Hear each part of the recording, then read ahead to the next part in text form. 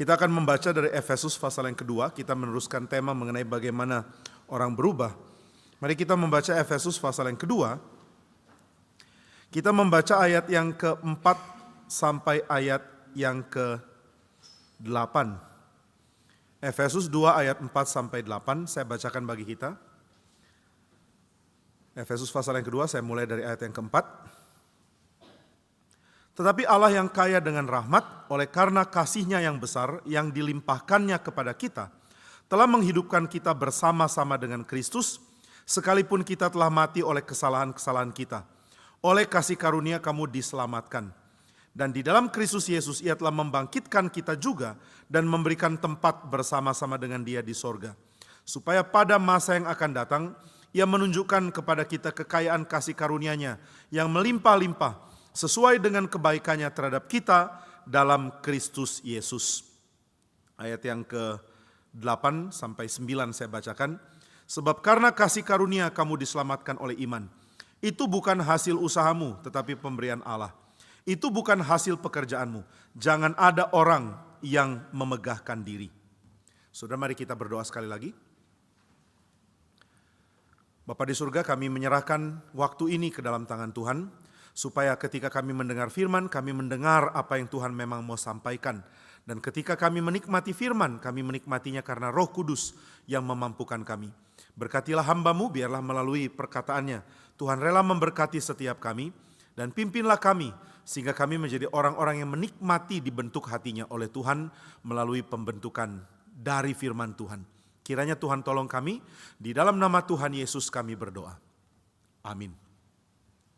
Saudara sekalian, kita sampai pada bagian yang kedua, yaitu bagaimana orang berubah melalui gereja Tuhan.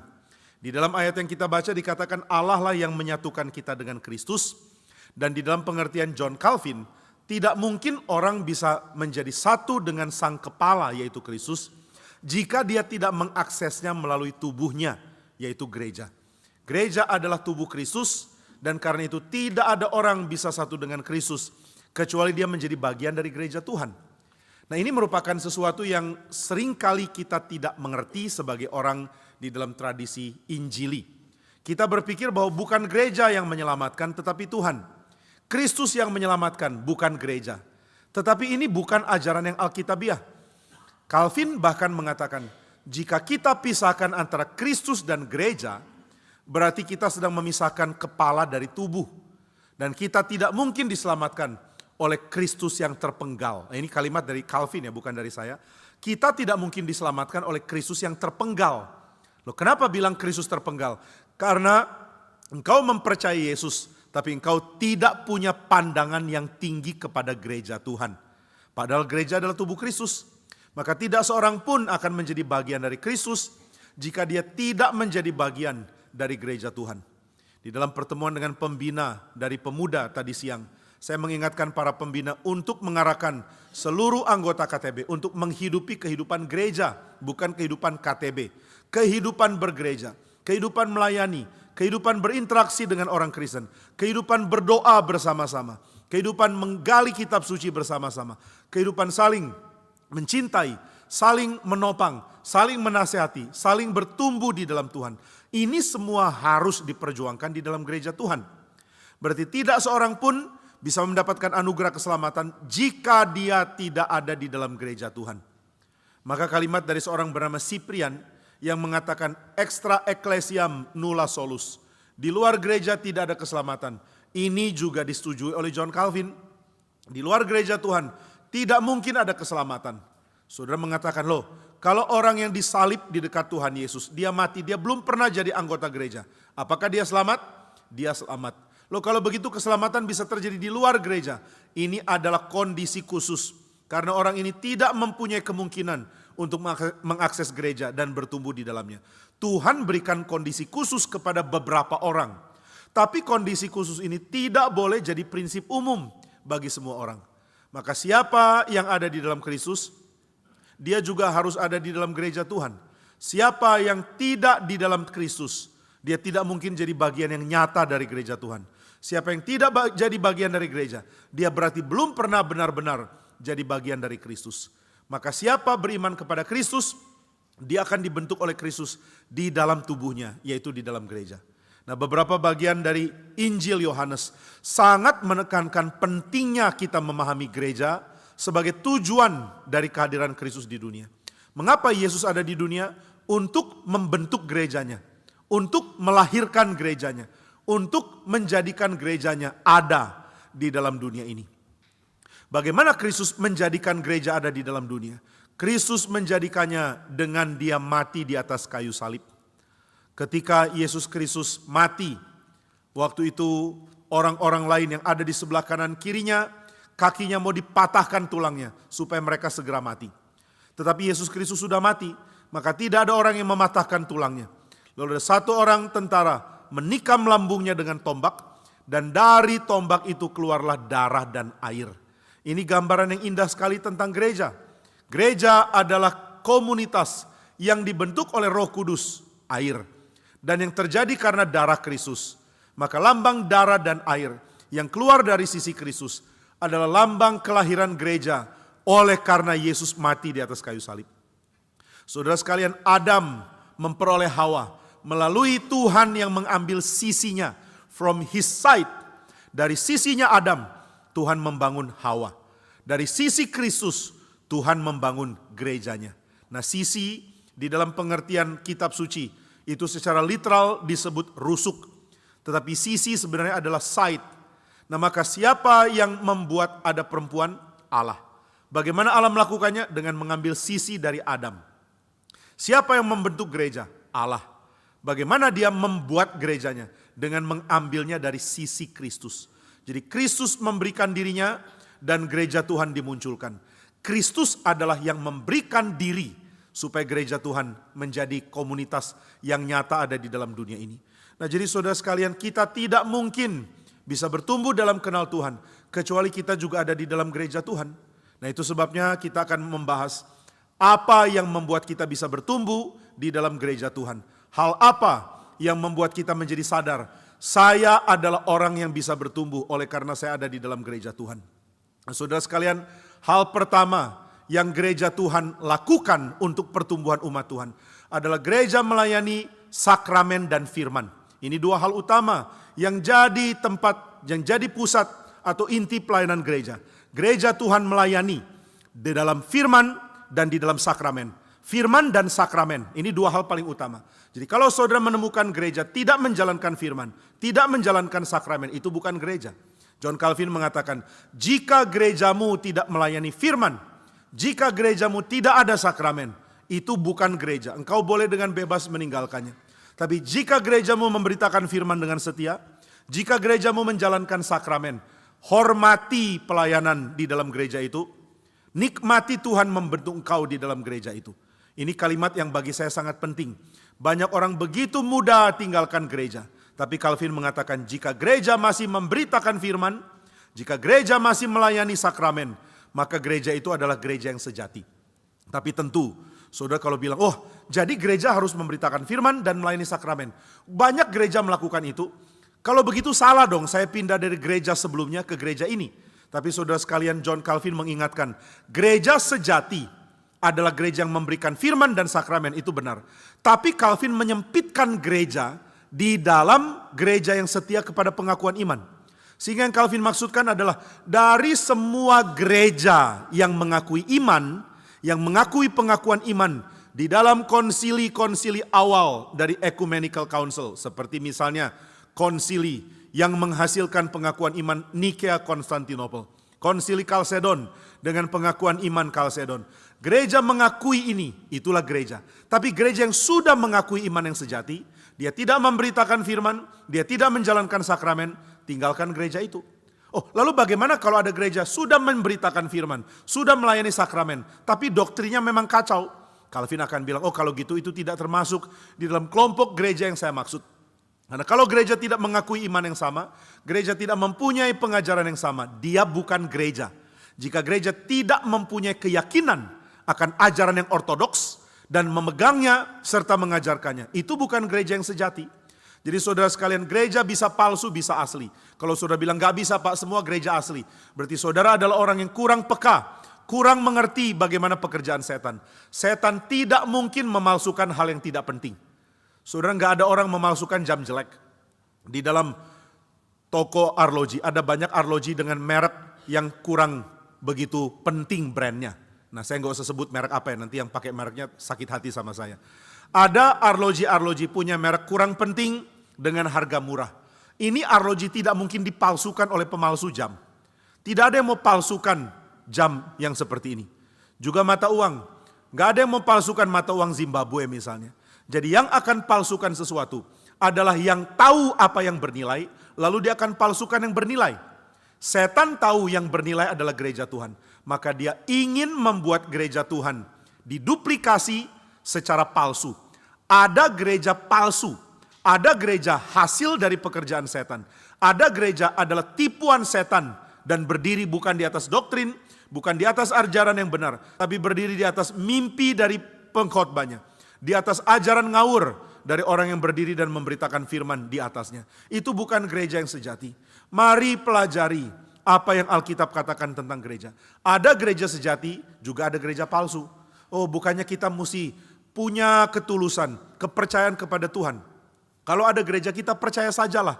Jangan terlalu kritik, jangan sok tahu, jangan mempunyai sifat melawan Tuhan dengan kritik gereja. Tapi Calvin mengingatkan, saudara mesti punya kemampuan membedakan mana gereja sejati dan mana bukan. Di dalam surat dari Paulus, di dalam surat Korintus, Paulus mengingatkan pentingnya untuk orang Kristen mempunyai power to discern. Kuasa atau kekuatan untuk membedakan mana yang baik, mana yang jahat, mana yang benar dan sejati, mana yang palsu. Ini tuntutan Tuhan kepada kita, supaya kita tidak gampang ditipu oleh setan. Di mana-mana tipuan setan mewujudkan diri, dan kita orang Kristen harus mempunyai kepekaan, sehingga kita tahu, oh yang ini palsu, yang ini bukan gereja. Gereja tidak seperti ini. Gereja harus mengakui Tritunggal. Gereja harus mengakui Duinatur Kristus. Gereja harus percaya set of beliefs. Ada pengakuan-pengakuan iman yang kita pegang bersama. Baru gereja itu disebut gereja. Nah, dari gereja yang mengakui pengakuan iman, jika gereja itu malas jalankan sakramen, malas beritakan firman, itu pun gereja, bukan gereja yang sejati. Nah, jadi kalau saudara pernah ada di dalam gereja yang doktrinnya kacau, lalu saudara mengatakan, wah kata Pak Jimmy, kalau gereja ini melayani firman dan sakramen jangan pindah. Iya, tapi kalau ajarannya sudah kacau, dari awal engkau sudah salah pilih gereja. Nah, maka saudara sekalian, pilih gereja yang baik, pilih gereja yang benar. Selidiki baik-baik di mana engkau mau bertumbuh. Termasuk kalau engkau ke GRI. Jangan cuma masuk tanpa mengerti. Oh, temanku ada di GRI, saya mau pindah keanggotaan jadi GRI. Jangan cepat-cepat. Pikir dulu baik-baik. Sudahkah engkau tahu apa yang gereja ini miliki sebagai visi? Sudahkah engkau tahu apa yang dikerjakan dengan keras oleh gereja ini? Jika saudara mengatakan sudah tahu dan saya setuju apa yang dikerjakan gereja ini, maka silakan bergabung dengan hati nurani yang murni dan tanpa paksaan apapun. Tapi jika engkau belum terlalu mengerti, cuma ikut-ikut, jangan cepat-cepat jadi anggota di sini, jangan cepat-cepat mau pindah, karena nanti engkau akan menyesal kalau engkau belum tahu gereja seperti apa gereja ini. Nah, demikian juga ketika orang ada di dalam sebuah gereja, dia merasa gerejanya tidak mempunyai landasan doktrin yang benar, maka dia harus pikirkan untuk pindah gereja. Kenapa mesti pindah gereja? Gereja tanpa fondasi doktrin yang benar adalah gereja yang segera atau lambat, sooner or later, dia akan menjadi gereja yang mengajarkan ajaran bidat. Kecuali dia akhirnya sadar, saya tidak boleh seperti ini. Saya harus kembali kepada ajaran yang ortodoks. Harus kembali kepada pengakuan iman yang dicetuskan di dalam konsili-konsili awal dari gereja Tuhan. Nah, ini gereja seperti ini baru gereja yang bisa disebut sejati, asalkan ada pelayanan firman dan sakramen di dalamnya. Nah, saudara, ketika saudara di dalam gereja mendengar firman, lalu saudara menjalankan sakramen, saudara sedang dibentuk oleh Tuhan untuk berubah. Siapa yang mengubah saya? Firman yang mengubah. Bagaimana firman bisa mengubah? Firman mengubah dengan kuasa firman yang Tuhan izinkan dinyatakan lewat pemberita firman. Yang memberitakan firman, dia diberikan kuasa oleh Tuhan untuk menyatakan firman. Dan firman yang diberitakan ini, inilah yang mengubah manusia. Manusia berubah karena firman-Nya. Maka saudara sekalian, jangan abaikan firman yang engkau dengar.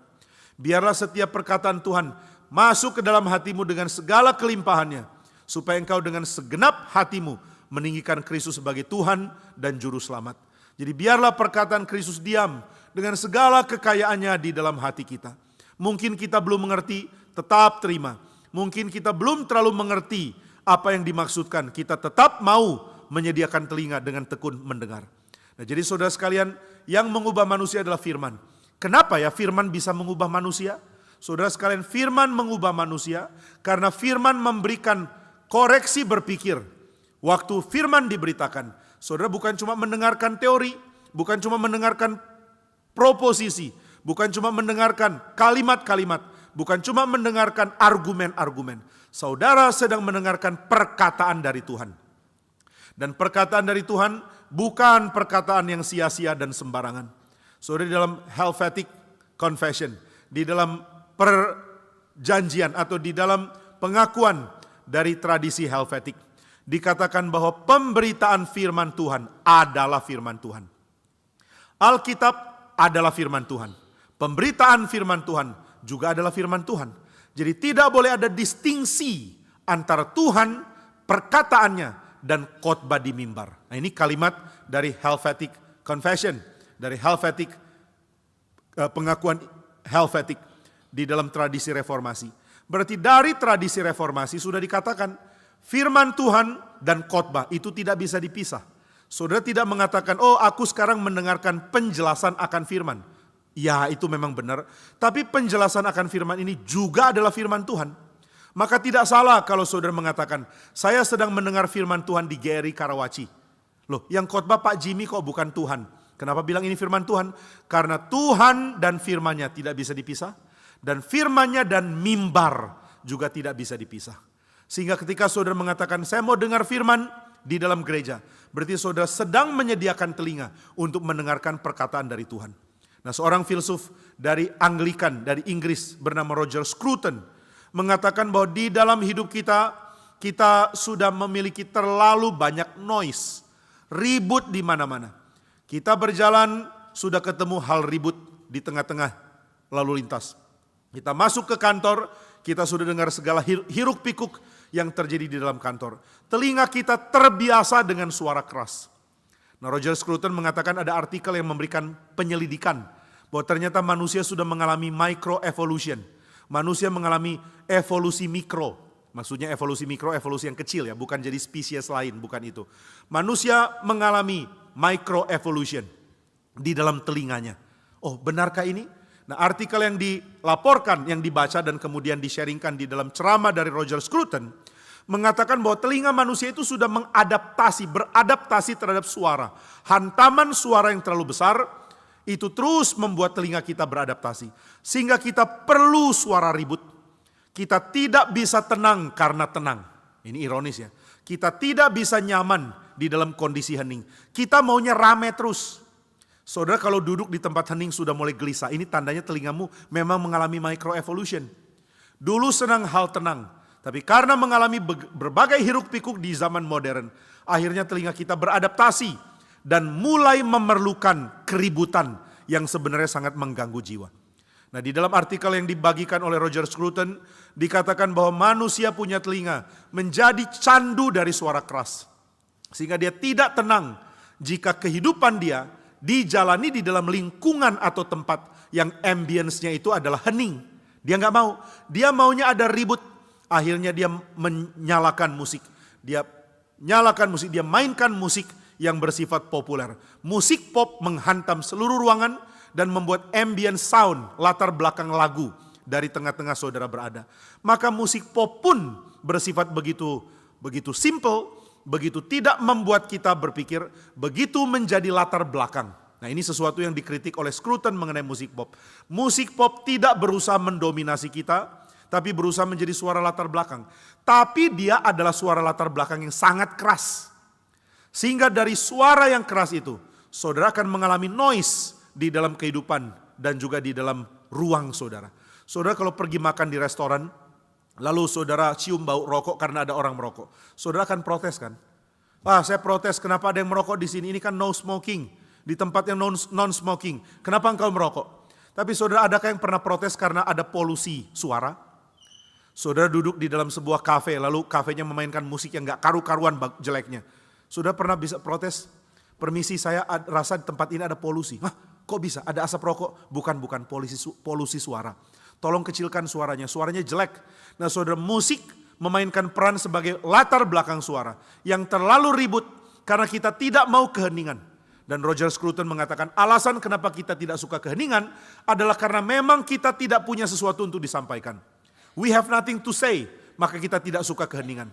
Karena keheningan harus diisi dengan perenungan dan kontemplasi. Nah maka banyak orang, bukan cuma anak muda ya, orang tua pun sama. Kalau dia ada di dalam suasana yang tenang, dia nggak tenang. Dia ingin ada ribut-ribut dulu. Ada musik nggak? Di sini terlalu hening. Heran ya, orang bisa nggak suka keheningan? Atau saudara kendarai mobil, dan karena mobil saudara bagus, kedap suara dari luar. Di luar truk sudah klakson, saudara tetap nggak dengar. Saking bagusnya mobilnya tertutup. Tapi saudara merasa mobil terlalu hening. Saudara mulai mainkan musik. Kenapa mainkan musik? Karena ingin ada ribut. Saudara gelisah karena tidak ada noise. Tetapi zaman kita dengan noise-nya, zaman kita dengan keributannya, membuat kita tidak bisa memprioritaskan untuk berkonsentrasi mendengar firman. Nah karena kita tidak biasa berkonsentrasi untuk dengar firman, bahkan di dalam gereja pun kita tidak terbentuk untuk sebuah konsentrasi mendengarkan firman. Seorang bernama Neil Postman memberikan laporan ketika Abraham Lincoln berdebat dengan calon presiden yang lain. Nah dia, Abe Lincoln waktu itu sedang menjadi calon presiden Amerika. Lalu mereka akan berdebat. Nah ini debat capres. Debat capres dimulai. Maka Abraham Lincoln berdiri di podium, lalu dia mulai pidato. Dan dia terus pidato selama 2 jam. 2 jam pidato loh. Ini hampir sepanjang pidato Soeharto. Sudah nggak kenal dia ya? Sudahlah kalau nggak kenal. Nah dia pidato begitu panjang, lalu setelah itu selesai. Nah setelah selesai dia persilakan, sekarang lawan saya silakan memberikan pidatonya. Nah lawannya memberikan pidato 2 jam. Setelah itu mereka turun, lawannya turun, kemudian yang menjadi moderator naik ke podium, lalu mengatakan sekarang saya mempersilakan Bapak calon presiden kedua memberikan tanggapan atas ceramah atau pidato dari Abraham Lincoln. Maka lawannya Abraham Lincoln memberikan pertanyaan-pertanyaan. Dia terus paparkan dan jelaskan pertanyaannya selama 10 menit. Setelah itu dia turun, kemudian Abraham Lincoln naik dan memberikan jawaban atas pertanyaan itu dengan another 2-hour speech. Pidato 2 jam tambahan untuk menjawab itu. Dan saudara Neil Postman mengatakan, tahu siapa pendengarnya? Pendengarnya adalah para petani, orang-orang tak berpendidikan.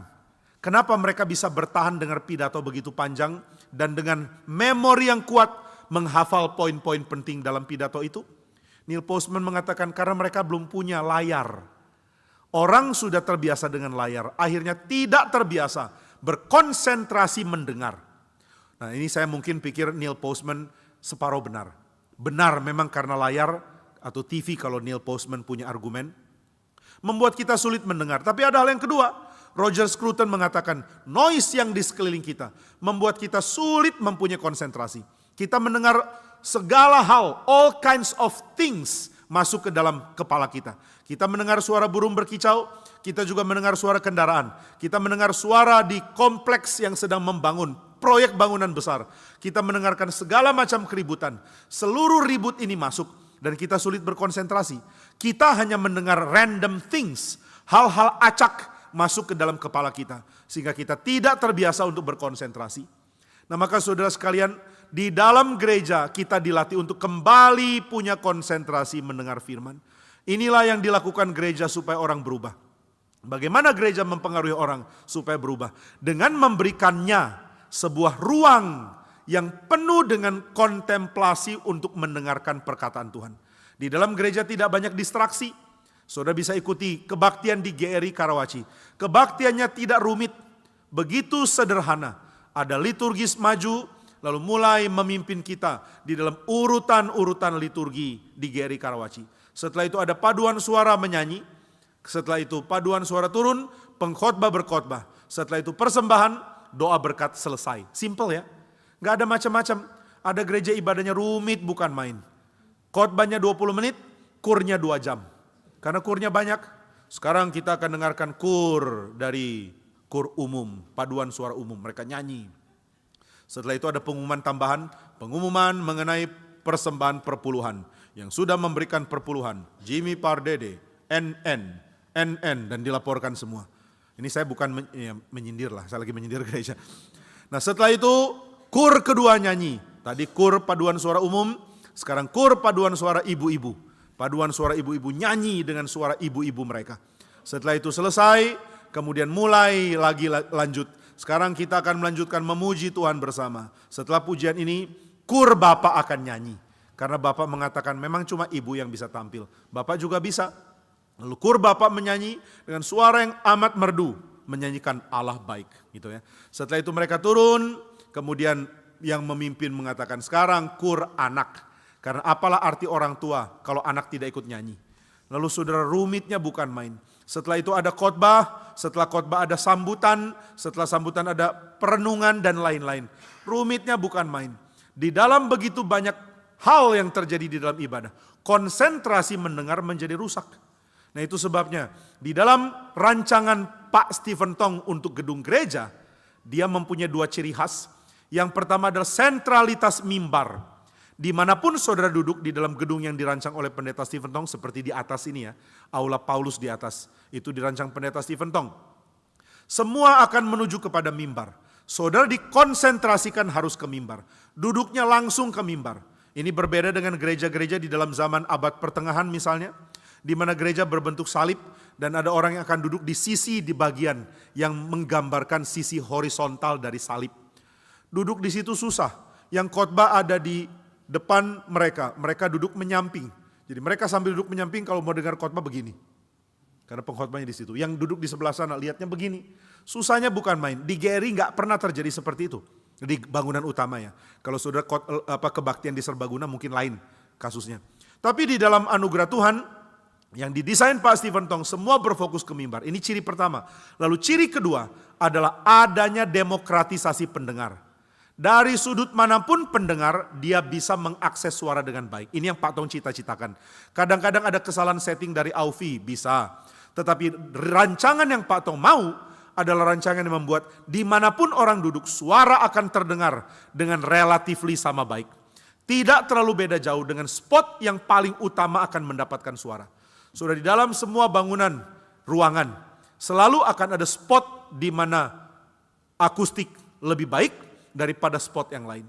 Tapi Pak Tong mengatakan, saya mau perbedaan spot utama dengan spot yang paling pinggir. Perbedaannya minor dan tidak penting. Jadi dimanapun kau duduk, engkau bisa mengakses mendengar firman dengan jelas. Nah jadi gereja yang didesain Pak Stephen Tong, didesain untuk mengarahkan kita berfokus ke mimbar. Berfokus kepada apa yang Tuhan mau katakan. Berfokus kepada apa yang Tuhan mau sampaikan. Nah jadi gereja mengubah manusia dengan cara membuat manusia berkonsentrasi mendengar firman. Ini hanya mungkin terjadi di gereja. Saudara tidak akan mempunyai kemungkinan untuk menambah kemampuan konsentrasi dengan mendengarkan online. Online tidak membuat saudara dilatih untuk mendengar. Melatih mendengar itu bukan cuma urusan telinga, melatih diri mendengar bukan cuma urusan pikiran. Melatih diri mendengar adalah urusan seluruh tubuh. Seluruh tubuh saudara berbagian di dalam tindakan mendengar. Nah inilah uniknya tubuh kita. Tubuh kita ini organically related. Sangat terkait satu sama lain secara organis. Maka tangan berkait dengan kaki, berkait dengan kepala. Pencernaan berkait dengan syaraf, berkait dengan otak. Semua bagian tubuh kita saling terkoneksi, saling berkait. Nah maka ketika tubuh kita dipahami sebagai satu kesatuan yang saling berkait, maka kita juga menyadari bahwa tidak ada tindakan yang dikerjakan di dalam bagian tubuh kita yang tidak mempengaruhi bagian yang lain. Yang dikerjakan tidak mungkin tidak mempengaruhi yang lain. Saya mengerjakan satu hal lewat satu bagian tubuh saya. Tapi dari satu bagian tubuh ini, seluruh tubuh yang lain itu juga akan mendapatkan pengaruhnya. Maka tidak mungkin badan kita terpecah. Demikian juga di dalam keadaan kita mendengar. Waktu kita mendengar, badan kita tidak boleh terpecah. Saudara tidak bisa menganggap mendengar hanya urusan telinga. Mendengar juga adalah urusan kaki. Mendengar juga adalah urusan tangan. Mendengar adalah urusan postur tubuh. Kalau saudara tidak percaya, jika saudara ingin mendengar lebih jelas, saudara kadang-kadang akan sedikit membungkukkan badan. Permisi tadi ngomong apa? Saudara bungkuk sedikit kan. Berarti badan akan berkonsentrasi untuk membuat telinga mampu mendengar. Nah ini tidak mungkin terjadi kalau posisi tubuh saudara tidak di dalam mode ibadah. Nah jadi mendengar YouTube, mengakses khotbah lewat internet, itu tidak akan memberikan kekuatan mendengar sebesar yang didapatkan di dalam kehadiran fisik. Karena di dalam kehadiran fisik, seluruh tubuh saudara menunjang telinga untuk dengar. Saudara berjalan kaki dari rumah ke tempat ini, atau dari rumah ke mobil dan dari mobil ke parkiran sini dan dari parkiran ke sini ya kalau mau lebih detail. Dan saudara menjalankannya dengan tujuan bisa mendengar firman salah satunya. Maka saudara karena kehadiran saudara, karena tindakan dan gerak dari seluruh badan, maka telinga bisa mendengar firman. Nah itu sebabnya gereja melatih mendengar firman dengan memberikan tempat bagi saudara untuk hadir secara fisik, menikmati beribadah, dan di tengah-tengah setting ibadah ada pendengaran akan firman. Nah hanya dari sinilah manusia bisa berubah. Kenapa? Karena ketika manusia mendengar dengan gesture ibadah, pada waktu itu hati dan pikirannya akan lebih mungkin dibentuk oleh pendengaran akan firman. Kadang-kadang orang mengatakan, saya ini sudah dengar banyak firman, tapi kok tetap jahat hidupnya. Saya sudah dengar teori-teori yang disampaikan para pengkhotbah di GRI. Mendengar mereka menyampaikan teologinya, tapi kenapa hidup saya tidak berubah? Mungkin salah satunya adalah engkau tidak melatih diri mendengar. Engkau tidak memberikan gesture mendengar. Engkau tidak memberikan diri untuk hadir dengan sepenuh hati dan mau mendengar. Nah inilah yang harusnya kita miliki ketika kita datang beribadah ke gereja. Kenapa engkau beribadah ke gereja? Karena semua badan saya mau menunjang telinga saya untuk bisa mendengar. Nah saudara sekalian, gereja Tuhan mengubah manusia lewat memperdengarkan firman. Dengan berjumpa dengan firman, saudara akan mengalami perubahan yang sangat penting. Kenapa ya gereja bisa memberitakan firman lalu kita bisa berubah karenanya? Jawabannya adalah karena gereja menawarkan tentang pribadi Kristus yang memamerkan cinta kasihnya kepada kita. Jadi ketika firman diberitakan, saudara menjadi sadar ada Kristus yang mencintai saya, ada Allah yang mengasihi saya, maka saya mulai belajar mentaati Tuhan. Kenapa engkau mentaati Tuhan? Karena saya sudah tahu berapa besar cinta kasih Dia kepada saya, dan saya mengerti hal ini. Sebab Dia mencintai saya, Dia ingin jadi satu dengan saya, Dia mau membimbing saya, maka saya mau mendengar firman-Nya. Saudara tidak akan mendengar perkataan dari orang yang saudara curigai. Kalau saudara punya musuh lalu musuh saudara bikin seminar, akankah saudara hadir di seminar itu untuk belajar? Musuh kasih saudara surat, yang terhormat musuhku. Gak bisa. Yang tidak saya hormati musuhku. Saya mengundang engkau untuk hadir di dalam ceramah yang akan saya bawakan di hari Sabtu jam 4 sore. Di sini engkau bisa mendengar perkataan firman. Di sini engkau bisa mendengar ceramah yang saya berikan. Nah saudara tidak mungkin bisa mendengar musuh yang saudara tidak suka. Dia mau bicara, saudara tidak mau gubris. Dia mau bicara, saudara tidak akan memberikan hati. Jadi saudara hadir pun, saudara tidak akan menanggapi. Hatimu tertutup oleh karenanya. Maka saudara tetap jadi orang yang tidak bisa dengar apa-apa. Saudara tetap jadi orang yang tidak bisa dibentuk, tidak bisa mengerti. Karena saudara tidak menghargai yang bicara. Tapi kalau saudara mencintai Tuhan, saudara mulai mengatakan, saya mau mendengar Tuhan. Saya ingin tahu apa yang Dia bicarakan. Saya ingin dengar apa yang Dia sampaikan. Saya ingin mengetahui, maka saudara akan bersiap-siap dengar. Saudara akan benar dengan hati-hati mau tangkap karena saudara mencintai Tuhan. Maka inilah tugas gereja. Gereja mengubah manusia dengan memperkenalkan tentang Tuhan yang sangat layak untuk dinikmati, sangat layak untuk dicintai, sangat layak untuk mendapatkan hati kita. Setelah kita mengenal Tuhan dengan cara demikian, kita mengatakan, Tuhan, aku makin ingin mendengar tentang Engkau. Aku makin ingin mendengar rancangan-Mu untuk saya. Aku makin ingin mendengar apa yang Engkau sedang kerjakan di dalam dunia, di mana di dalamnya saya bisa berbagian. Aku ingin mengenal Engkau. Kerinduan saya mau mengenal Tuhan. Itulah yang membuat saya mau mendengar. Jadi kalau ditanya bagaimana orang berubah dengan firman. Bagaimana firman bisa mengubah manusia? Di dalam setting worship, di dalam setting ibadah. Ketika saudara datang dengan hati penuh hormat, dengan sikap mau beribadah, pada waktu itu saudara akan dengar perkataan Tuhan. Saudara pada waktu itu akan mendapatkan pembentukan dari Tuhan. Nah itulah sebabnya tidak ada kemungkinan orang bertumbuh, berubah, dan mengalami kondisi baik. Kecuali firman yang dia dengar di dalam gereja. Nah ini hal yang pertama ya. Gereja membagikan firman untuk mengubah manusia. Lalu yang kedua, gereja memberikan sakramen perjamuan kudus.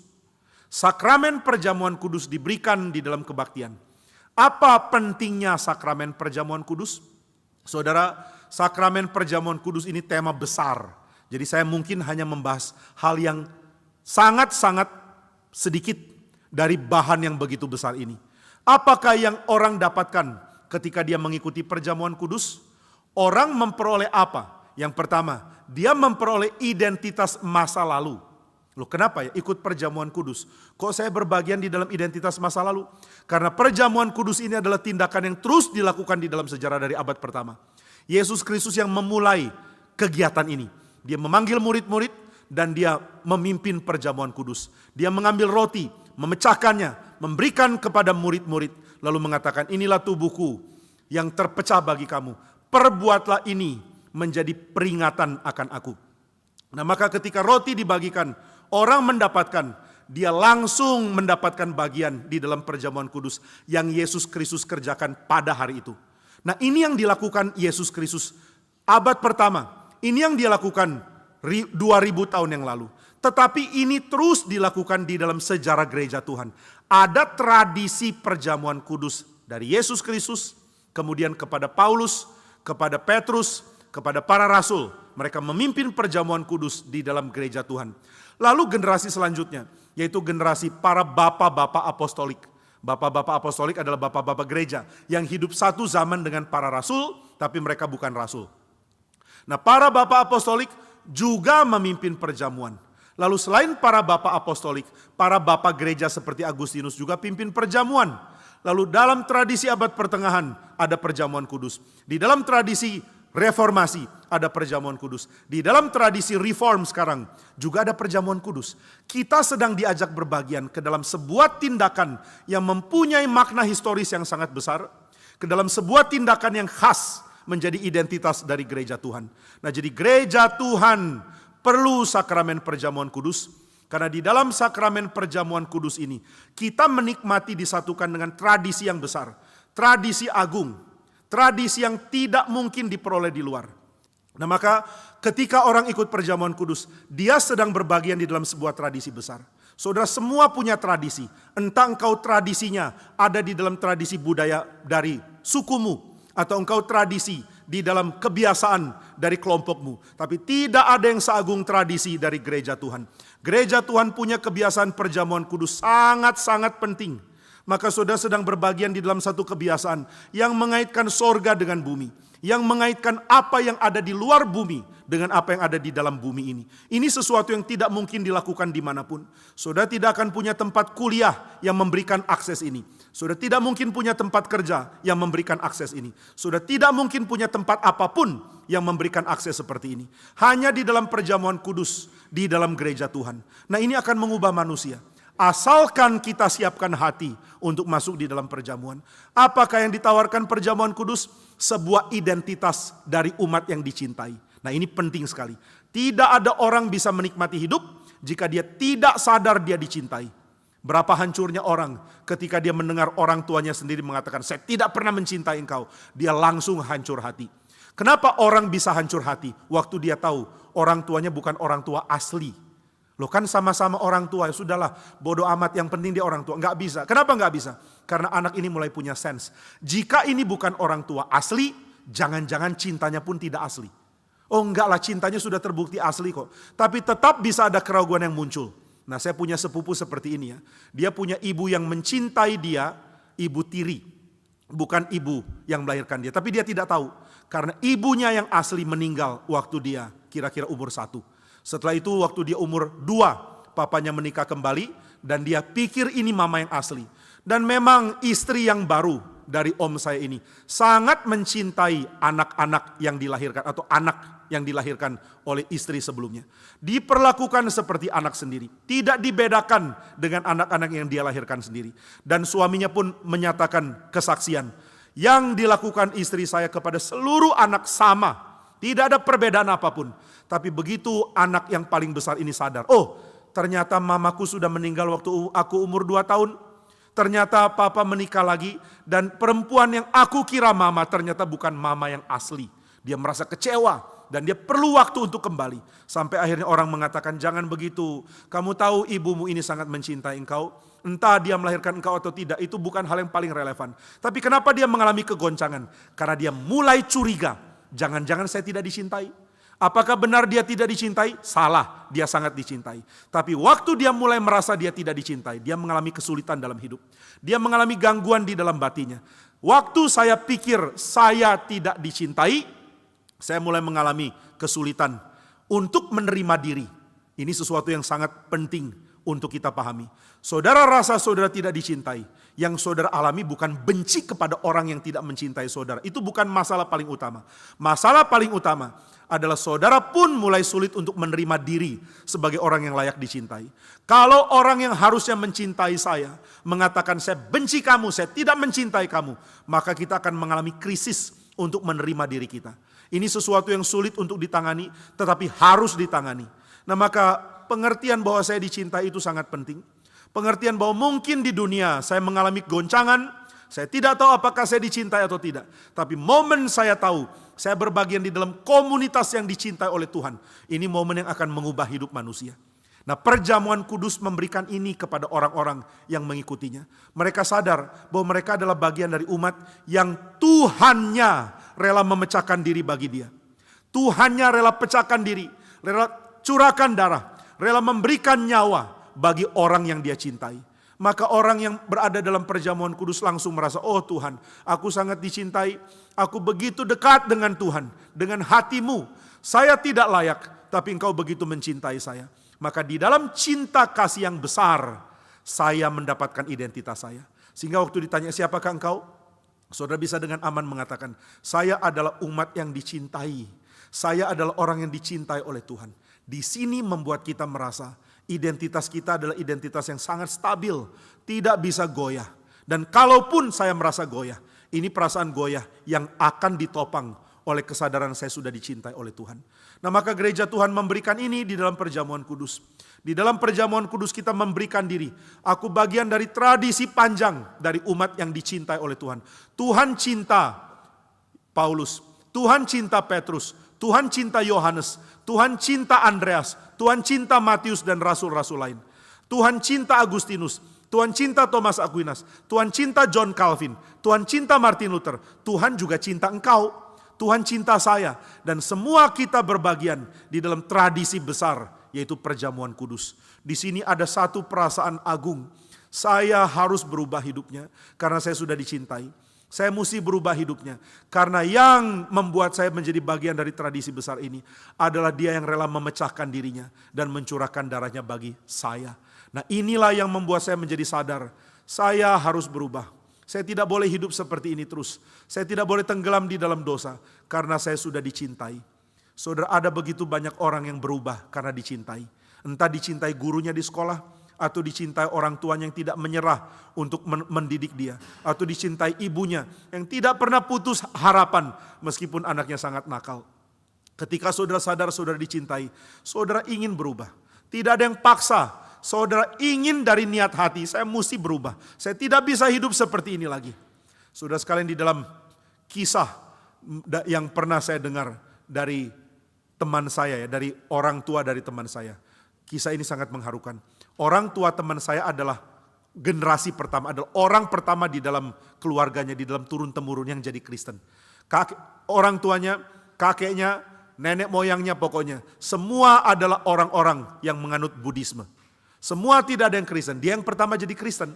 Maka saya tanya, ini papa dari teman saya. Kenapa engkau jadi Kristen? Apa yang membuat engkau jadi Kristen? Dia mengatakan sekolah Kristen bikin saya jadi Kristen. Nah, jadi orang tuanya meskipun tidak mau jadi Kristen, tetap merasa sekolah Kristen adalah sekolah terbaik. Jadi dia sekolahkan anaknya di sekolah Kristen. Setelah itu di sekolah Kristen ada kebaktian, ada khotbah diberitakan, ada puji-pujian, ada acara-acara Kristen, ada kelas agama Kristen. Dan papanya disuruh tanda tangan bahwa dia akan mengikuti semua pelajaran. Maka dia ikuti semua pelajaran dan dia mendengarkan ajaran-ajaran yang diberikan dari sekolah yang adalah sekolah Kristen. Dia terus dengar. Akhirnya satu saat dia mengatakan, saya ingin ke gereja. Papanya kaget, kenapa kamu mau ke gereja? Kamu pergi ke sekolah itu untuk belajar, bukan untuk jadi Kristen. Tapi dia mengatakan kalimat yang mengharukan sekali. Dia mengatakan, saya merasa ketika saya ikut ibadah, yang berkhotbah menyampaikan tentang cinta kasih, guru di sekolah juga menyampaikan cinta kasih. Bagaimana guru di sekolah menyampaikan cinta kasih?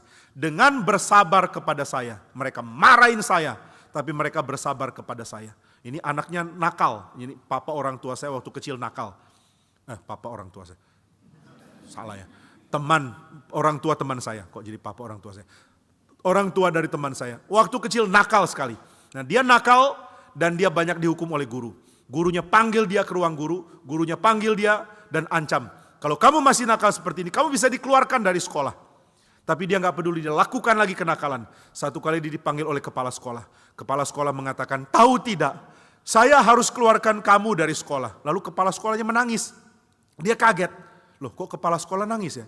Dia mengatakan, Tuhan mencintai kamu. Dan saya tidak merasa kamu bisa kenal Tuhan selain di sekolah ini. Tapi saya sebentar lagi harus bikin surat keputusan untuk keluarkan kamu. Karena kamu terlalu nakal. Kamu abaikan tugas-tugas. Kamu tidak mau dengar nasihat guru. Kamu terlalu nakal. Saya sudah mau keluarkan kamu. Lalu kepala sekolahnya menangis dan mengatakan, tapi saya mau kasih kamu kesempatan. Satu kali lagi. Jangan lakukan lagi kesalahan yang besar. Supaya saya tidak keluarkan kamu dari sekolah ini. Saya tidak mau kehilangan engkau. Wah, kepala sekolahnya bicara begini. Anak ini kaget. Lihat kepala sekolahnya menangis. Dia ikut menangis. Menangis itu menular loh. Sudah kalau nggak percaya lihat orang nangis, tiba-tiba ikut nangis. Wah, anak ini ikut nangis. Dia bilang, saya tidak nakal lagi Pak. Karena Pak Guru ternyata sayang sama saya. Pak Guru mengatakan, bukan cuma sayang sama kamu. Saya ingin kamu jadi Kristen. Tiap hari kamu dengar khotbah di sini, itu yang bisa bikin kamu Kristen. Kalau kamu keluar dari sekolah ini, gimana caranya kamu Kristen? Saya tidak bisa pikir, kamu harus jadi Kristen karena saya mencintai kamu. Wah, anak ini begitu kaget, karena dia orang nakal kok. Anak nakal kan harusnya kalau disingkirkan dari sekolah, bikin kepala sekolah ini tenang. Anak nakal satu keluar. Sekolah kekurangan anak nakal akan lebih stabil. Tapi tidak, kepala sekolah ini mencintai dia meskipun dia nakal. Kepala sekolahnya mengatakan, saya nangis kalau harus keluarkan kamu. Dia kaget, kenapa harus nangis? Bukannya senang kalau saya keluar. Nah, maka yang jadi guru jangan sembarangan ngomong yang merendahkan anak yang nakal ya. Anak nakal kayak kamu, kalau kamu gak ada umur saya panjang, tahu gak? Wah, ini kalimat bikin orang gak ada harapan. Kepala sekolahnya mengatakan, tolong jangan nakal lagi. Kami semua sayang kamu. Kami semua mau kamu belajar kenal Tuhan di sekolah ini. Janji? Wah, dia sambil nangis bilang janji. Saya janji gak akan lakukan kenakalan lagi. Tapi susah. Nah, ini anak jujur ya.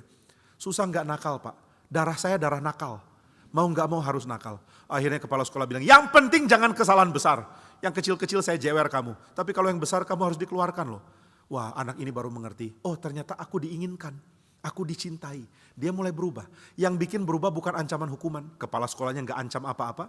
Kepala sekolahnya mengatakan, satu kali lagi nakal, surat keluar saya berikan. Keluar kamu dari sini. Mungkin dia akan lakukan kenakalan lagi dan dia keluar. Tapi kepala sekolahnya mengatakan, ini surat keluarkan kamu, saya simpan. Saya nggak mau kasih. Kenapa? Karena saya tidak mau kehilangan kamu. Wah, ini bikin anak itu sangat terharu. Nah, maka dia sadar dia dicintai. Dan karena dia sadar dia dicintai, dia mulai berubah. Dia mulai berubah. Dia tidak lagi lakukan kejahatan, kenakalan dan pemberontakan. Dia terus tunduk. Akhirnya dia benar-benar jadi Kristen. Sudah jadi Kristen, dia lulus dari sekolah itu. Begitu lulus dia mengatakan terima kasih kepada kepala sekolahnya. Engkau bikin saya jadi Kristen dengan bersabar kepada saya. Nah, sudah banyak cerita seperti ini terjadi. Orang yang berubah karena dicintai. Nggak ada orang berubah karena diancam. Saudara mau ancam orang, tidak berubah saya bunuh kamu. Ya, dia akan berubah karena takut dimatikan. Tapi begitu saudara tidak punya kekuatan lagi, dia berhenti berubah. Nah, maka tidak ada orang bisa diancam untuk berubah. Tidak ada orang bisa disogok untuk berubah. Kalau kamu berubah saya kasih 10 juta. Orang itu mengatakan saya gak perlu 10 jutamu. Gak ada yang bisa sogok. Atau dia akan ambil dan dia tetap tidak berubah. Jadi orang tidak bisa disogok untuk berubah. Orang tidak bisa diancam untuk berubah. Lalu apa yang bisa dilakukan? Hanya satu kemungkinan. Orang diminta berubah karena cinta kasih. Ini yang mungkin. Nah, inilah sebabnya gereja menjalankan perjamuan kudus. Karena di dalam perjamuan kudus ada kesadaran, saya milik tradisi kuno dari orang-orang yang dicintai oleh Tuhan. Tuhan cinta saya dan dia memecahkan dirinya bagi saya. Maka roti perjamuan dan anggur mempunyai meaning yang dalam sekali di dalam kehidupan orang Kristen yang mengikuti perjamuan kudus. Saya punya teman tanya saya, dia orang agama Islam. Dia tanya, di gereja itu ada makan roti minum anggur ya katanya. Mabok-mabokan. Nah ini udah fitnah ya. Nggak ada mabok-mabokan di dalam gereja. Tapi katanya minum anggur. Enggak, secuil begini masa mabok sih. Lagi pula kebanyakan nggak pakai minuman beralkohol. Kalaupun pakai porsi besar. Paling kena diabetes, bukan mabok. Ya harusnya nggak ada gula loh. Oke lah, nanti aja bahasnya. Nah maka waktu ditanya begini, saya tanya, kamu tahu dari mana? Itu ngawur. Oh kalau nggak ngawur lalu apa yang dilakukan? Kenapa kalian makan roti dan minum anggur? Saya mengatakan kan ini perjamuan kudus. Lucu ya, apa asiknya sih? Ya nggak ada asiknya. Apa karena lapar, saking laparnya makan roti dulu. Mungkin khotbahnya panjang, jadi pengkhotbah mengatakan, saudara-saudara makan siang masih lama. Saya belum akan selesai, perjamuan dulu ya, buat ganjel sedikit. Bukan, lalu perjamuan buat apa dong? Hanya bermakna bagi orang yang mencintai dan dicintai Tuhan. Karena saya sadar saya dicintai Tuhan, saya menikmati perjamuan kudus itu. Nah ini hal yang kedua yang dilakukan oleh gereja. Inilah tugas utama gereja. Nah, kalau gereja tidak jalankan hal-hal lain, saudara nggak boleh bilang gereja itu salah fatal. Kalau ditanya, Pak Jimmy, di GRI Karawaci ada KTB nggak? Ada sih, tapi umpama saya bilang nggak ada. Umpama ya, kita ada. Tapi kalau saya bilang nggak ada, gereja kok nggak ada KTB? Mana boleh begitu? Saya akan katakan yang paling utama adalah firman dan sakramen. Meskipun pelayanan KTB penting, tapi ini bukan ukuran utama untuk menilai sebuah gereja. Sebuah gereja tetap gereja meskipun tidak ada sakramen. Maaf, itu salah ya. Sebuah gereja tetap gereja meskipun tidak ada KTB. Tapi sebuah gereja tidak boleh jadi gereja kalau tidak ada sakramen. Nah itu sebabnya gereja melayani firman dan sakramen supaya orang berubah. Ini hal yang pertama dan kedua. Lalu hal yang ketiga, bagaimana gereja membuat orang berubah? Hal apa yang ada di dalam gereja yang membuat orang berubah? Saudara sekalian, di dalam surat Paulus seringkali mengatakan kata dalam bahasa Yunani yang kata tersebut adalah notetia. Nutetia itu apa? Kalau diterjemahkan ke dalam bahasa Indonesia, nutetia itu adalah memberikan teguran di dalam kasih. Nah ini kalau di dalam Alkitab kita seringkali diterjemahkan nasihat. Saling menasehatilah kamu, itu pakai kata nutetia. Nah nutetia itu bukan memberi nasihat. Nutetia itu mengcounter dalam kasih. Ada teguran yang jelas, tapi dilakukan di dalam kasih. Inilah yang bikin orang berubah. Saudara tidak akan berubah kalau ditegur, tapi juga saudara tidak mungkin berubah kalau tidak ditegur. Lalu bagaimana dong? Saudara harus ditegur tetapi di dalam kesadaran bahwa saudara dikasihi. Dan saudara harus sadar, saudara pun punya porsi untuk menegur yang lain di dalam kasih. Ini yang akan bikin gereja menjadi tempat yang begitu baik untuk saling bertumbuh. Karena satu dengan lain akan saling menegur di dalam kasih. Nah ini penting karena Paulus sering pakai kata nutetia. Saling menegurlah dalam kasih, kamu satu dengan lain. Saudara tidak boleh tidak saling menegur dan tidak boleh melakukannya dengan picik atau dengan niat mau menghancurkan orang atau dengan kebencian atau dengan sifat memusuhi. Saudara punya niat menegur karena saudara mencintai. Inilah bagian dari pertumbuhan iman di dalam gereja. Jadi bagaimana orang berubah? Dengan adanya orang lain encounter dia, menjumpai dia dan countering his acts, melawan tindakannya yang salah dengan teguran. Saudara, teguran itu sangat penting. Bukan karena kita orang jahat maka kita ditegur. Kita ditegur karena kita perlu perspektif orang lain. Ketika saudara mempunyai pekerjaan yang saudara lakukan tanpa sadar ternyata itu salah. Saudara tidak sadar, saudara dengan tulus menjalankan. Lalu ada orang menegur dengan mengatakan tidak baik yang kamu lakukan itu. Saudara jadi sadar, begitu ya. Saya rasa ini baik. Lalu orang itu memberikan perspektif dia dan saudara jadi sadar. Ternyata sudut pandangmu lebih penting. Sudut pandangmu lebih akurat dari saya. Nah, sekarang saya dapat teguran. Saya mau berubah. Nah, ini bisa terjadi. Jadi manusia perlu perspektif yang lain. Satu kali ada satu orang tanya ke saya, Pak, apa sih gunanya menegur? Kan menegur itu pasti mengatakan kalimat yang orang ditegur juga sudah tahu. Apalagi kalau menegur hamba Tuhan kan kayaknya expert banget ya. Jadi menegur, kamu harus lebih cinta Tuhan. Lupa hamba Tuhan. Susah loh menegur hamba Tuhan. Saya pernah kunjungi almarhum pendeta Rudi Pranoto ketika sakit. Ini bukan sakit yang sakit kanker yang beliau alami, bukan. Ini penyakit sebelumnya. Waktu itu beliau dirawat di sebuah rumah sakit dan kami kunjungi. Saya dan beberapa rekan. Kami waktu itu masih mahasiswa praktek. Jadi mahasiswa kunjungi pendeta. Lalu saya datang, saya bingung. Biasanya kan abis ngobrol-ngobrol dengan orang sakit mendoakan ya. Waduh, saya bingung. Saya yang paling senior lagi, yang lain-lain junior saya. Akhirnya saya yang harus take action. Pak Rudi, kita akan berpisah Pak. Saya mau keluarkan kalimat, mau didoakan apa tapi kok sungkan. Akhirnya saya pakai hikmat. Pak Rudi, boleh nggak Bapak mendoakan kami dan kami mendoakan Bapak? Lumayan ya. Jadi Bapak mendoakan kami dan kami mendoakan Bapak. Kira-kira kalau Bapak didoakan, mau didoakan apa? Untungnya Pak Rudi bilang, nggak usah dua-duanya, kamu aja doain saya. Oke, saya doain Bapak. Mau didoakan apa Pak? Doakan supaya saya tambah dalam hikmat, tambah di dalam kekuatan, di dalam kondisi ini. Lalu saya harus berdoa. Tuhan berkati Pak Pendeta Rudi yang sekarang sedang sakit, berikan penopangan, berikan kekuatan. Waduh, sungkan loh doanya. Saudara nggak tahu ya, kalau umpama Pak Tong sakit lalu saudara yang besuk. Pak Tong mau didoakan apa? Lalu saudara doa, Tuhan kuatkanlah Pak Tong, dia sedang lemah. Waduh saudara. Nah saudara, bagaimana memberi nasihat kepada orang yang sepertinya sudah ngerti semua? Nggak usah dikasih tahu lah. Tapi saudara kalau mengatakan nggak perlu menasehati, berarti saudara kurang mengerti natur dari pikiran manusia. Pikiran manusia itu bukan hard drive yang simpen data secara elektromagnetik. Pikiran manusia adalah pikiran yang selalu perlu konteks luar untuk dimunculkan di dalam memori. Nah saya diberitahu bahwa kita ini mempunyai survival instinct yang tanpa sadar harus kita ada pada kita. Saudara suka atau enggak suka, ini fakta. Saudara akan sangat mudah mengingat hal-hal yang akan memperkuat kemungkinan untuk saudara bertahan hidup. Misalnya tempat makan. Kenapa tempat makan gampang diingat? Karena makan berkait dengan survival. Kalau saudara dikasih tahu, di sana ada nasi goreng enak, langsung otak saudara membuka dirinya dengan baik. Lalu merekam memori itu, dan memori ini akan ditaruh di tempat yang gampang dibangkitkan lagi. Kenapa gampang dibangkitkan lagi? Demi survival. Kalau saudara lupa, gimana bisa makan? Nanti kalau lapar, makan di mana? Waktu itu di mana ya? Lupa loh saya. Nah itu bahaya. Jadi saudara akan gampang ingat. Nah untungnya banyak restoran juga pilih nama yang catchy, yang gampang diingat. Di Pasir Kaliki, di Hyper Square itu pernah ada rumah makan namanya Terserah. Jadi rumah makan Terserah. Jadi kalau ada dua orang lagi ngomong, kita makan di mana? Terserah, oke. Kita pergi ke tempat itu. Pinter ya? Terserah. Ini lumayan lama bertahan. Biasanya di Hyper Square itu karena sewanya mahal. Rumah makan jarang bertahan. Tapi yang ini lumayan lama. Karena namanya adalah Terserah. Kalau papa ajak keluarga makan. Kita makan yuk. Di mana Pak? Terserah. Oke. Itu langsung berangkat ke situ. Nah saudara, kita gampang ingat. Karena memori kita akan segera munculkan informasi ini demi survival kita. Demikian ketika seorang laki-laki tahu ada seorang perempuan yang cantik. Yang belum nikah ya. Yang udah nikah gak usah. Dia langsung ingat, perempuan ini cantik. Biasanya dia hadir di persekutuan pemuda misalnya. Langsung dia ingat persekutuan pemuda, jamnya langsung dia ingat. Waktunya ingat, bangunnya gak lupa. Karena apa? Karena ada target.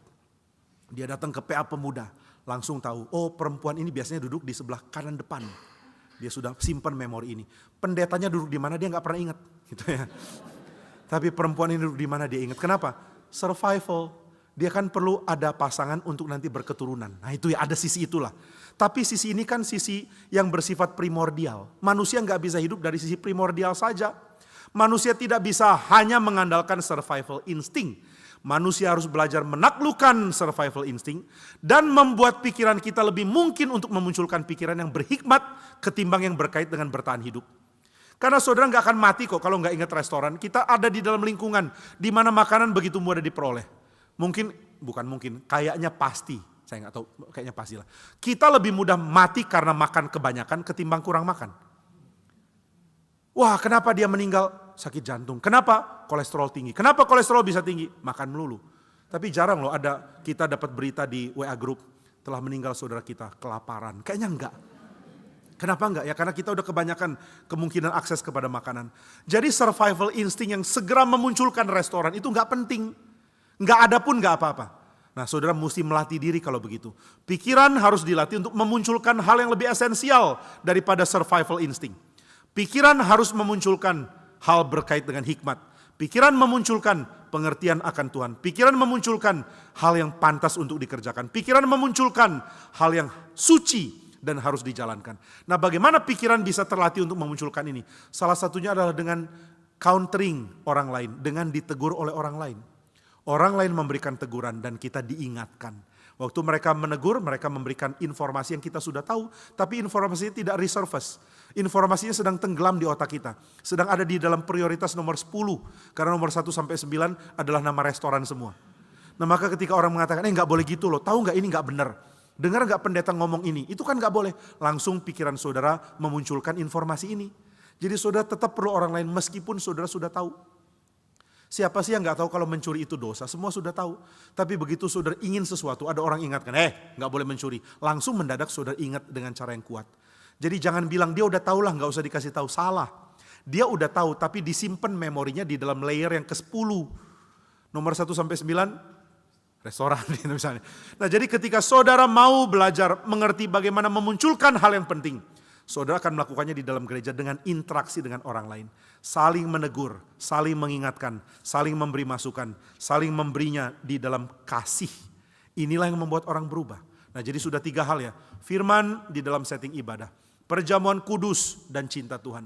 Yang ketiga adalah saling menegur di dalam kasih. Ini akan mengubah orang, mengubah manusia di dalam segala keadaan yang harus dia ubah. Hal terakhir untuk hari ini. Bagaimana manusia berubah di dalam gereja? Manusia berubah di dalam gereja melalui liturgi ibadah. Di dalam liturgi ibadah saudara belajar sesuatu atau hal-hal yang tidak mungkin dipelajari di luar. Saya berbicara dengan Pak Judika yang waktu itu sempat praktek di sini ya, weekend.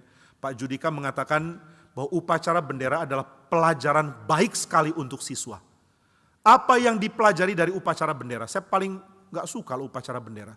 Mesti berdiri gini. Kenapa ya mesti begini? Lalu kemudian mesti berdiri dengerin orang ceramah. Saudara masih mendingan boleh duduk kan. Upacara berdiri loh. Lalu saya pikir untuk apa ya? Waktu bicara dengan Pak Judika baru sadar. Karena dia berikan insight yang sangat bagus. Di dalam upacara bendera. Orang dilatih untuk menghormati keteraturan. Di dalam mengekspresikan penghormatan itu kepada negara. Saudara menghormati negara. Menghormati negara itu bukan menghormati abstrak ya. Menghormati negara berarti menghormati penduduknya. Menghormati sistem hukumnya. Menghormati pemerintahnya, menghormati sejarahnya, menghormati perjuangan masa lalunya, dan menghormati perasaan pengharapannya ke depan. Nah ini yang dimaksudkan dengan menghormati negara. Mencintai negara sama, saudara mencintai warga yang tinggal di negara itu, saudara mencintai hukum yang mengatur kehidupan keadilannya, saudara mencintai sistem pemerintahannya, saudara mencintai pemerintahan, saudara mencintai masa lalu yang membentuk identitasnya, dan saudara mencintai pengharapan ke depan yang mau diraih bersama-sama. Itulah cinta kepada negara. Lalu bagaimana cinta kepada negara ditumbuhkan? Dengan adanya postur dan tindakan gerak badan yang penuh hormat untuk mengekspresikan hormat itu. Nah ternyata itu yang dilakukan di upacara bendera. Saudara mempunyai sikap sempurna, karena di dalam sikap sempurna, saudara sedang mengekspresikan penghormatan di dalam sikap yang teratur dan sesuai dengan kaidah di dalam upacara yang dijalankan waktu itu. Wah baru saya sadar, iya juga ya. Langsung saya kaitkan dengan ibadah. Ibadah adalah tempat di mana kita mengekspresikan penghormatan kita kepada Tuhan. Dan ini membuat kita mau berubah. Karena saudara sadar, ada banyak hal di dalam hidup saudara yang off, yang tidak persis match dengan yang Tuhan mau. Dan kadang-kadang cara merubahnya itu, cara mengubahnya. Saya selalu bilang merubah ya, padahal ubah bukan rubah, mengubah. Oke, semoga saya nggak salah lagi. Bagaimana cara mengubah? Cara mengubah bukan cuma sekadar dikasih tahu. Cara mengubah adalah dengan saudara mempraktekkan hal-hal tertentu secara simbolik. Praktek secara simbolik ini sangat manusiawi. Saudara kalau nggak mengerti praktek simbolik, saudara nggak mungkin hidup sebagai manusia. Misalnya kenapa sih di dalam pernikahan harus pakai cincin, tukar cincin? Kenapa mesti cincin? Kenapa nggak jam Rolex? Sebut merek. Kenapa nggak pakai jam Rolex? Sudah nggak apa-apa lah, nanti mereka bayar saya. Nanti kalau saya dapat uang saya bagi-bagi sama saudara. Ini tanda cinta kasihku kepadamu, Submariner. Terimalah gitu ya. Ini tanda cinta kasihku kepadamu, yaitu day date. Kan itu lebih enak ya. Cincin gunanya apa? Lagian pasangan yang menikah nggak lama jadi gemuk, cincinnya udah nggak muat. Kalau jam masih bisa di resize. Jadi lebih baik tukar menukar jam. Apa mau rubah tradisi? Ubah tradisi, udah salah lagi kan. Mau ubah tradisi di GRI Karawaci? Sekarang kita akan mengadakan pertukaran arloji. Arloji ini menjadi lambang cinta kasihku yang tidak berkesudahan berdetak gitu ya. Kecuali dia ditaruh dia mati gitu ya. Nah, jadi jangan dianggurkan, kalau enggak cintaku pun mati. Nah, itu lambangnya. Kita enggak ubah. Kenapa enggak ubah? Karena tindakan simbolik itu penting. Kenapa orang memberi bunga? Kenapa laki-laki kasih bunga ke perempuan? Dan bunganya kan enggak boleh yang palsu ya. Jangan yang ini. Saudara kasih yang ini, dia enggak akan layu-layu, tapi pacarmu akan berhenti pacaran dengan kamu. Ini kan bagus. Enggak lah, lebih bagus yang asli. Yang asli cepat kering. Yang asli cepat mati. Yang asli dipencet sedikit langsung hancur. Lebih baik ini tahan banting. Awet. Gak masalah. Yang asli mana bisa dibegituin. Tapi simbolnya lain. Tidak ada originalitas, tidak ada freshness. Dan ini membuat gift-nya jadi sia-sia. Nah, jadi manusia perlu tindakan simbolik.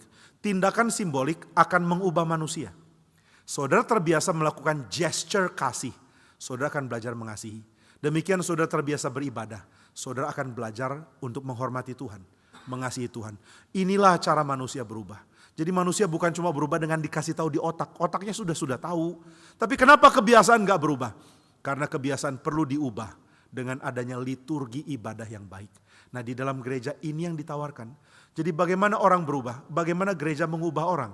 Gereja mengubah orang dengan firman, dengan perjamuan kudus, dengan saling menegur dalam kasih dan di dalam ibadah.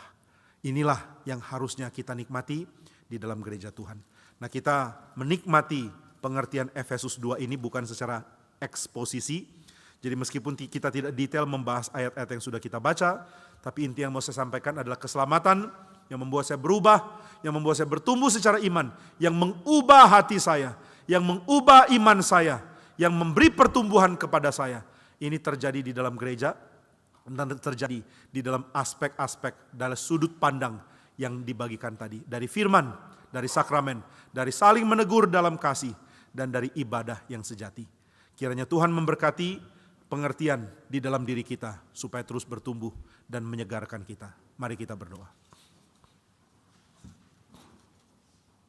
Bapa yang di dalam surga, kami bersyukur sebab Engkau adalah Allah yang memberikan kepada kami hikmat dan pengertian. Di dalam firman-Mu kami mengerti bahwa Tuhan adalah Allah yang mengubahkan kami. Gereja Tuhan pakai untuk mengubahkan kami. Tuhan, kami bersyukur karena Tuhan sabar menanti perubahan kami. Dan Tuhan menanti waktu yang Tuhan sudah tetapkan, di mana kami akan menjadi dewasa dan matang imannya di dalam pekerjaan Tuhan. Kami bersyukur karena Tuhan membimbing kami dengan firman pada hari ini. Pimpin dan sertai kami senantiasa ya Tuhan. Berikanlah kepada kami iman yang senantiasa bertumbuh di dalam Tuhan. Di dalam nama Tuhan Yesus kami berdoa dan bersyukur. Amin.